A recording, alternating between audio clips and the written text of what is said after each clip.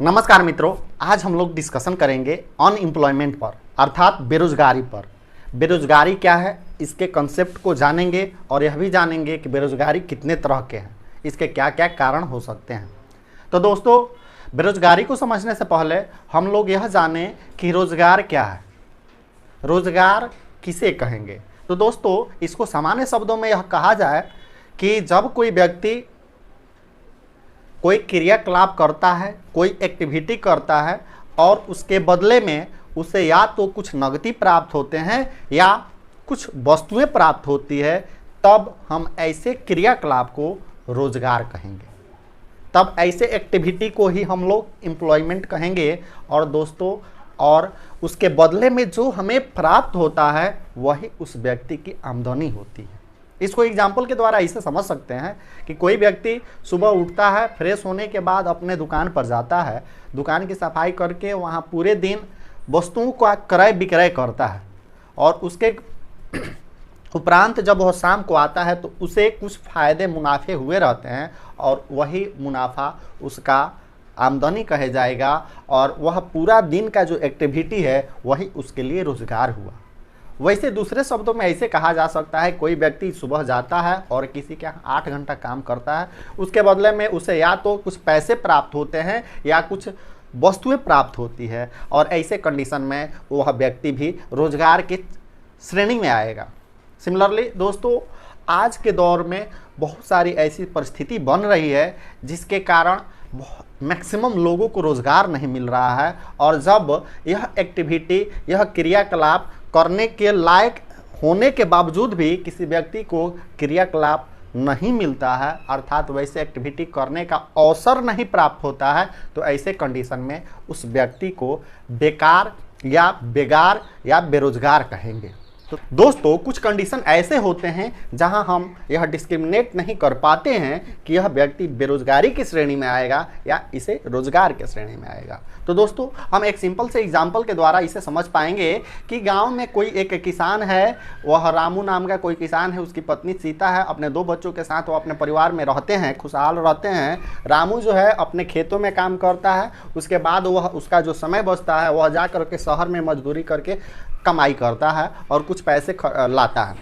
साथ ही साथ जो सीता है वह भी अपने पति का खेतों में यानी कृषि कार्य में हाथ बटाती है और वह भी कुछ सहयोग करती है।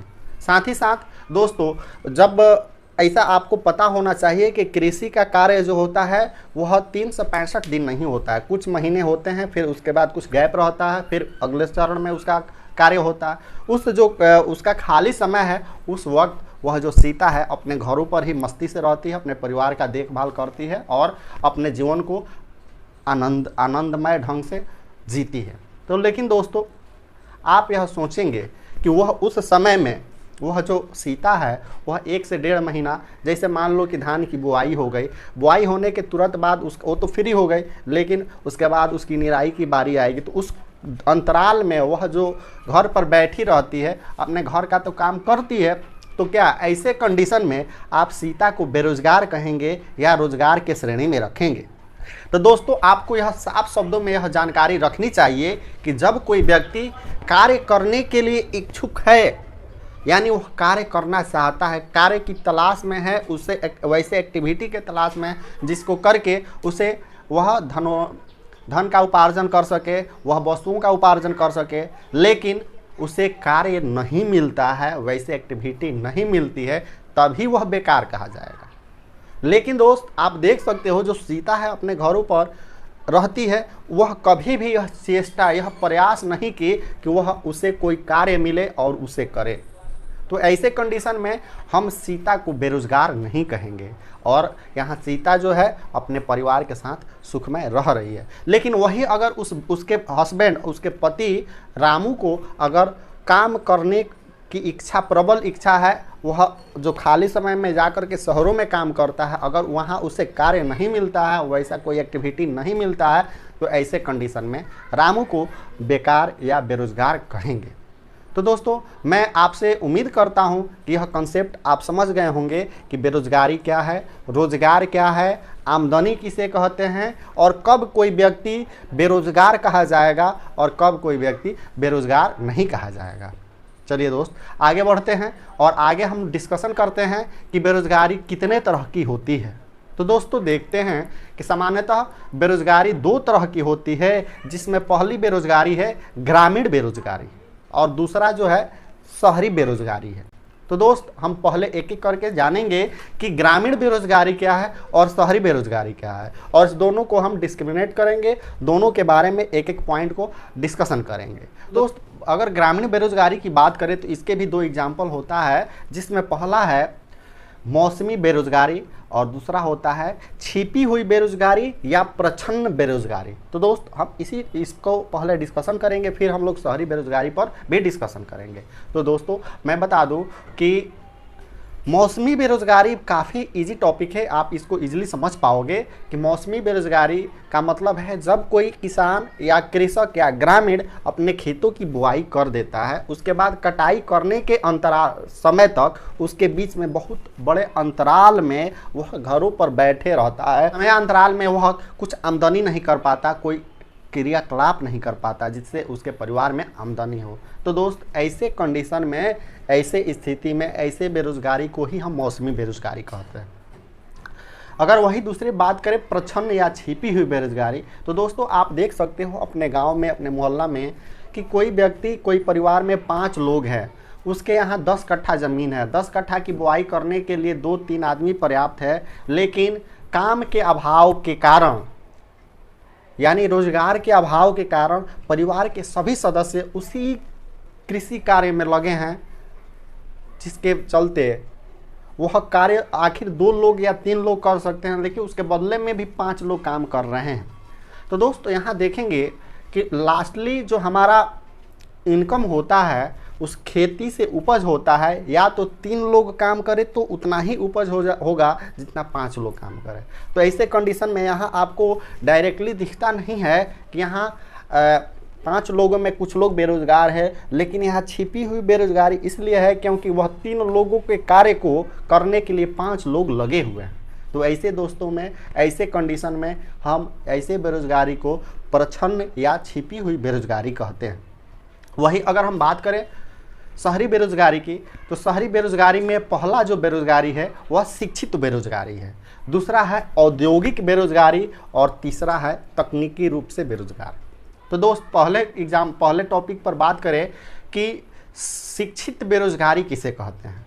तो दोस्तों आप आजकल देख रहे हो कि आप अपने आसपास में बहुत सारे लोग शिक्षित है, एजुकेटेड है, matriculation, intermediate, graduation, PG, MBA, PhD कर करके वह किसी कार्य को कर नहीं पा रहे हैं, अर्थात उनके लायक, उनके अकॉर्डिंग कोई कार्य नहीं मिल पाता जिसको करके वह अपने जीवन में कुछ उपार्जन कर सके, धन का उपार्जन कर सके, कुछ आमदनी कर सके। तो वैसे कंडीशन में हुए जितने भी लोग हैं सब क्या है, बेरोजगार हैं।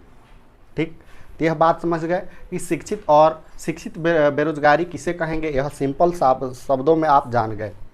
वही अगर हम लोग औद्योगिक बेरोजगारी की बात करें तो दोस्त आप देख सकते हो आजकल के औद्योगिकरण के युग में बहुत सारा ऐसा कंडीशन आता है जहां 10 लोग मिल करके कोई कार्य करते हैं। आज एक कोई ऐसा इंस्ट्रूमेंट, ऐसा मशीन आ गया उसके बदले में कि 10 लोगों का कार्य वह मशीन अकेले कर देता है और उसके ऊपर बहुत कम खर्च आते हैं। तो ऐसे कंडीशन में जैसे जैसे मशीनों का आविष्कार होते गया, व्यक्ति के ऊपर, व्यक्ति का डिमांड, व्यक्ति का मजदूरी घटते गया। इट मीन्स कहें तो वह व्यक्ति वहाँ से छटते चला गया, क्योंकि बहुत सारे व्यक्तियों के बदले में एक ही मशीन कार्य करने लगा।